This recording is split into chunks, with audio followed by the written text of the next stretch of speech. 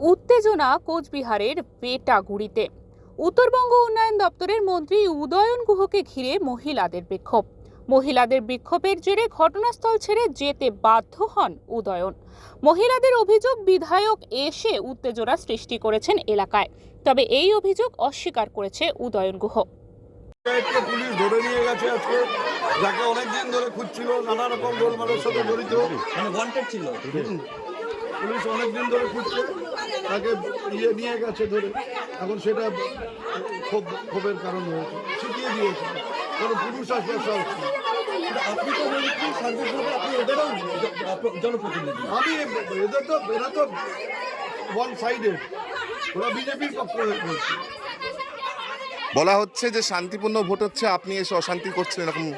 আমি তো এখানে সকালেও এখানে বলেছিলাম, এখনো এখানে বসে আছি। অশান্তির তো কোনো কারণ ঘটেনি। ব্যুরো রিপোর্ট, ওঙ্কার বাংলা।